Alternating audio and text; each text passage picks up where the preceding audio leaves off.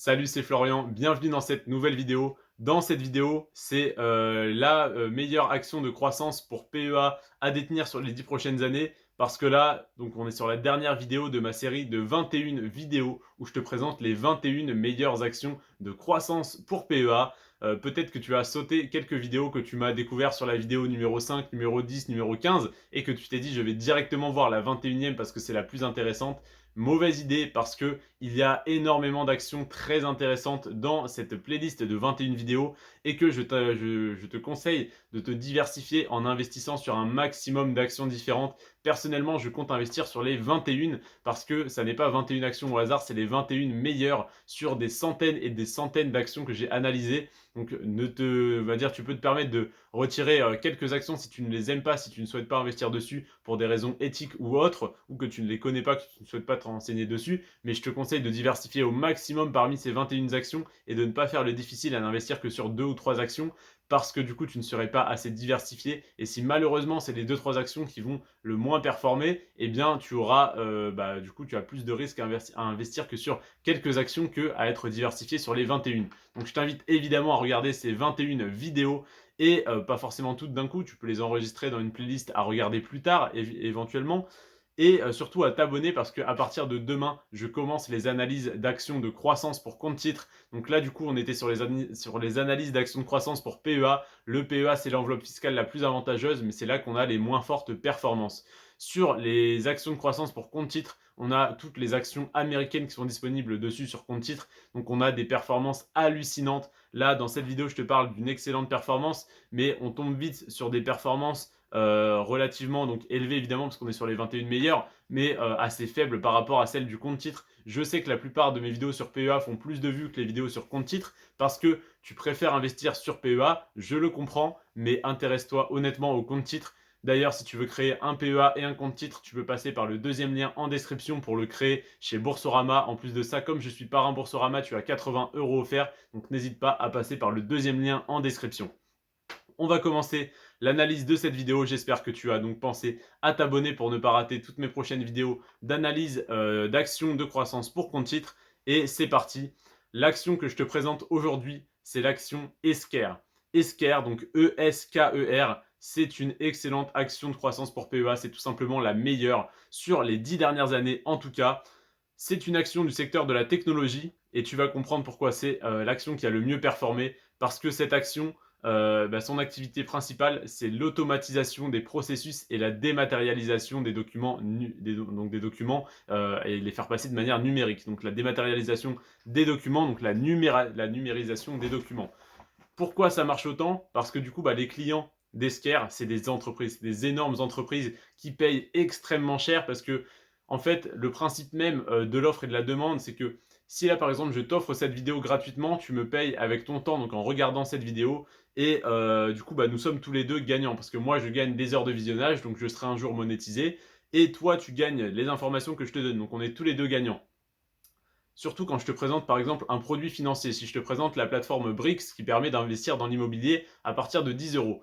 Toi, tu gagnes le fait d'apprendre une nouvelle manière d'investissement, de connaître du coup cette plateforme grâce à moi. Grâce à moi, tu vas pouvoir du coup découvrir cette plateforme, éventuellement créer ton compte via ton lien en description et donc y investir. Tu vas donc gagner de l'argent. Et moi, le fait que tu aies créé ton compte via le lien en description, je vais gagner une petite commission à chaque investissement que tu vas faire, qui n'impacte en rien évidemment sur toi ce que tu payes, hein, mais c'est simplement la part de bénéfices que Brix aurait dû retirer, et bien il m'en reverse une partie. Donc du coup toi tu as découvert une plateforme sur laquelle tu gagnes de l'argent, et moi je gagne de l'argent pour t'avoir fait découvrir cette plateforme. Donc on est tous les deux gagnants. Et bien là, dans le cas d'Esker, si par exemple Esker propose à une entreprise l'automatisation de ses processus, elle va faire économiser de l'argent à cette entreprise et elle du coup va se faire payer pour avoir fait ça. Donc admettons que Esker c'est l'entreprise A et elle va aider l'entreprise B. L'entreprise B dépense 100 millions par an pour un certain processus qui n'est pas optimisé. Esker va demander 1 million d'euros pour mettre en place un nouveau processus qui va faire économiser 10 millions d'euros par an à cette entreprise. Cette entreprise est gagnante parce qu'elle économise 10 millions par an pour avoir payé une fois 1 million. Donc la première année, elle gagne 9 millions et toutes les années suivantes, elle gagne 10 millions. Et Esker, pour avoir prêter donc ses services à cette entreprise va gagner 1 million d'euros. Donc du coup, cette entreprise a gagné 1 million d'euros une fois, c'est Esker, et les autres entreprises, l'autre entreprise en question a gagné 9 millions d'euros, donc a gagné 10 millions d'euros par an sur toutes les années suivantes et déjà 9 millions sur la première année. Donc pourquoi Esker marche aussi bien? Parce que du coup, les entreprises en fait ne dépensent pas d'argent pour profiter de ce service, elles en gagnent. Donc au final, les deux entreprises sont gagnantes et l'entreprise que Esker, à laquelle Esker va apporter sa technologie donc d'automatisation et de dématérialisation va être encore plus gagnante que Esker. Donc au final, pour Esker, c'est très simple d'avoir énormément de clients parce que leur argument, c'est simplement que ça ne coûte rien à l'entreprise et que ça leur rapporte énormément. Donc au final, Esker est extrêmement rentable parce qu'une fois que leur processus d'automatisation et de dématérialisation des documents est mis en place, ils ont simplement à l'appliquer. Donc si jamais ça leur prend, admettons, une semaine à l'appliquer à une entreprise et qu'ils prennent 1 million d'euros, ils ont une rentabilité hallucinante. Pardon. Et l'entreprise à qui ils ont vendu leur service est encore plus gagnante. Donc tout le monde est content. Du coup, l'entreprise va recommander à d'autres entreprises ou va transmettre le service à ses filiales, etc. etc. Donc au final, Esker marche très bien grâce à ça. Maintenant, je vais te parler de la croissance du cours de l'action de Esker sur 1 an, 5 ans et 10 ans. Ensuite, je vais te parler de son dividende parce que oui, une action de croissance aussi puissante que celle-là verse également un dividende. C'est également un atout pas négligeable sur le long terme. Et ensuite, je vais te parler de la note des analystes qui est excellente. Donc les analystes, c'est des conseillers financiers de chez Boursorama qui ont analysé cette action et qui se sont donc qui ont réalisé un consensus pour déterminer la note qu'ils attribuaient à cette action, à savoir s'il faut l'acheter, simplement la conserver ou la revendre selon son prix actuel, pour savoir donc si elle est sous-évaluée, si elle est à son prix normal ou si elle est surévaluée. Donc sur un an, tu vas voir que c'est excellent en fait ce chiffre. Sur un an, l'action a fait moins 9%. Et là, tu te dis, le mec me vante les mérites de cette action depuis maintenant 7 minutes 02 et il est en train de me dire que l'action est en baisse. Oui, sur un an, l'action est en baisse parce que du coup, année 2021, 2022, enfin 2021, début 2022, très compliqué. En plus de ça, début 2022, gros crash des actions technologiques qui du coup, au moment où cette vidéo sort, seront sûrement déjà remontées un petit peu. Donc tu profiteras pas à fond de cette opportunité, mais en tout cas, il y a eu un gros crash de la technologie en janvier-février 2022. Donc du coup, à l'heure actuelle, entre février 2021 et février 2022, l'action Esker a fait moins 9%. Pourquoi je te le dis avec le sourire, pourquoi je suis très content de ça? Parce que ça nous permet d'acheter cette action qui ne baisse quasiment jamais, un petit peu moins cher que son cours actuel. Donc c'est une opportunité extrêmement intéressante. Pardon.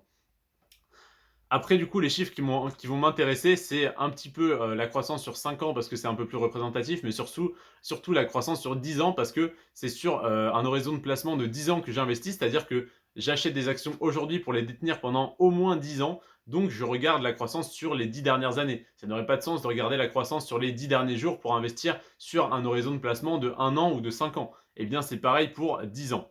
Donc là, sur 5 ans, pardon, cette action a eu une croissance de plus 356%, ce qui fait en moyenne 70%, 72% par an.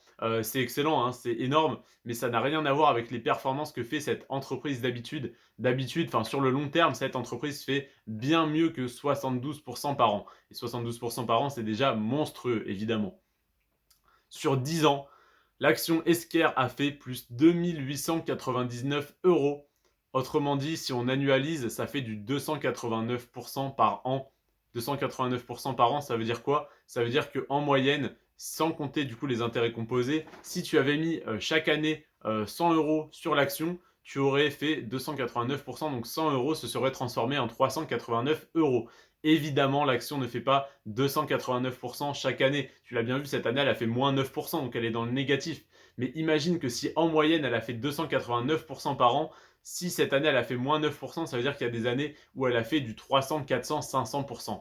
Donc ça, c'est quand elle a explosé, évidemment. Ça n'est pas tous les ans que ça fait ça. Mais imagine bien que si l'entreprise fait du 350% par an, ça veut dire qu'elle prend quasiment 1% par jour. Donc c'est totalement hallucinant. C'est des performances jamais vues hein, qu'on ne voit sur quasiment aucune action, du moins quasiment aucune action sur PEA. Sur compte titre, je dis pas que c'est plus courant, mais en tout cas, on a de bien meilleures performances, donc c'est possible de voir des performances qui se rapprochent de ça, voire même de meilleures performances sur certaines actions. Ensuite, je peux te parler du dividende. Le dividende, il est de 0,27%. Alors oui, c'est très faible, mais sur les 10 dernières années, l'action a fait x28. Donc imagine 0,27%, eh bien x4, ça fait 1%. Donc 28, 14, 7, donc ça fait 7%. Donc du coup, on est sur, si tu avais investi il y a 10 ans dessus, sur un rendement sur le dividende de 7%. Donc c'est meilleur que certaines actions à dividende, malgré que le dividende de base est de 0,27%. Donc tellement la croissance du cours de l'action est importante, le dividende en devient plus compétitif que des dividendes qui sont eux-mêmes sur des actions qui se concentrent sur le dividende et qui donc n'ont pas une croissance aussi importante. Donc évidemment, le plus gros atout de cette action, c'est sa croissance, mais il faut savoir qu'elle a également un dividende qui est du coup sur le long terme, étant donné sa croissance, relativement intéressant.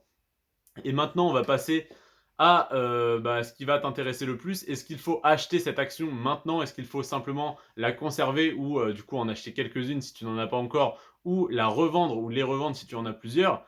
Eh bien, le consensus des analystes, en fait, c'est une note qui va de 1 à 5. S'ils donnent la note de 1, c'est qu'il faut acheter immédiatement. 2, il faut renforcer un petit peu tes positions, donc en racheter quelques-unes. 3, il faut simplement conserver tes actions. Si tu n'en as pas, du coup, ne pas en acheter maintenant. Si tu as la note de 4, c'est qu'il faut les revendre, du moins en revendre une partie. Et s'il y a la note de 5, c'est qu'il faut tout revendre immédiatement parce que l'action est surévaluée. On a des fois des notes nuancées, genre 1,32, 2,33, 3,17, 1,83. Des fois, on a des notes rondes. En général, c'est soit 1, soit 5. Quand vraiment il faut absolument acheter ou absolument vendre, et bien là, sur l'action Esquerre, on a la note de 1. C'est-à-dire que d'après les analystes, il faut absolument acheter tout de suite cette action. Pourquoi? Parce que, comme je te le disais, elle a fait 2899% sur 10 ans, 356% sur 5 ans, et elle a fait moins 9% cette année. Donc ce type d'action qui fait des 10, 15, 50, 100, 200%, 500% par an, cette année, elle a fait moins 9%. C'est extrêmement rare qu'on ait une action aussi puissante et aussi intéressante qui fasse une performance déjà faible, hein, qui fasse du 10, 15, 20% en un an. C'est très très faible pour ce type d'action. Mais alors une performance négative sur ce type d'action, c'est l'opportunité pas du siècle, mais de la décennie en tout cas, de rentrer aussi bas sur des actions aussi intéressantes sur le long terme. Voilà pourquoi cette action est la première action de mon top 21 des actions de croissance pour PEA. Simplement parce que c'est celle qui a la meilleure croissance, mais en plus de ça, c'est également celle qui a connu une des plus fortes baisses sur la dernière année. Donc du coup, c'est extrêmement intéressant de l'acheter maintenant. Ça n'est pas un conseil d'investissement dans le sens où moi, je n'ai pas le droit de te conseiller d'acheter cette action. C'est pour ça que j'aime beaucoup la note des analystes de Boursorama parce que je peux te dire que d'après des analystes, d'après des professionnels, d'après des conseillers financiers qui passent leur vie à analyser des actions en bourse, c'est le moment idéal d'acheter cette action. Donc je ne te recommande pas de l'acheter, je ne suis pas conseiller financier, mais des conseillers financiers, des professionnels de la bourse de chez Boursorama te recommandent d'acheter cette action immédiatement parce que c'est le moment idéal. Donc je t'invite à te renseigner, à aller sur Boursorama, à voir si au moment où tu regardes cette vidéo, c'est toujours un aussi bon moment pour acheter cette action. En tout cas pour moi, comme elle est extrêmement performante sur le long terme, ça sera toujours le bon moment d'en acheter et d'en racheter encore plus. Je t'invite également à te diversifier en achetant le maximum des 21 actions que je te présente dans mes 21 vidéos qui sont sorties donc les 20 derniers jours, donc les 3 dernières semaines. Et je t'invite également à t'abonner pour ne pas rater les prochaines vidéos qui vont être des analyses d'actions de croissance pour compte titre. Et donc je te rappelle que sur compte titre, oui, tu as potentiellement plus d'impôts, quoique tu peux largement l'optimiser si tu as des revenus inférieurs à 24 000 € par an. Donc tu as de la marge à mon avis si tu souhaites investir en bourse. C'est simplement que tu es dans la classe moyenne haute et que donc tu souhaites sortir de ce qu'on appelle la rat race et donc investir pour être libre financièrement. Si tu as plus de 24 000 € de revenus par an, bravo à toi. Du coup, ça sera peut-être plus intéressant d'être à la flat tax et donc d'être imposé à 30% sur ton compte titre. Mais si tu es en dessous d'un certain seuil d'imposition, de ta tranche marginale d'imposition qui te permet d'être imposé à 0%, et bien si tu mets ton compte titre sur tes impôts sur le revenu et que tu n'as pas assez de revenus en tout cas pour être imposé au-dessus de la tranche de 0%, et bien tu seras imposé à 17,2% sur ton compte titre également. Donc je t'invite à te renseigner sur la fiscalité du compte titre et les tranches marginales d'imposition. Et une fois que c'est fait, tu seras convaincu qu'il faut investir sur compte titre. Donc n'hésite pas à dès à présent t'abonner à ma chaîne YouTube pour ne pas rater du coup les 35 prochaines vidéos qui vont être les 35 analyses d'actions de croissance pour compte titre. Si seulement tu pouvais imaginer les dizaines et les dizaines d'heures que je passe à faire ces analyses et à te tourner ces vidéos, à faire les miniatures, à faire la description, à faire absolument tout ce qu'il y a à faire pour une vidéo YouTube.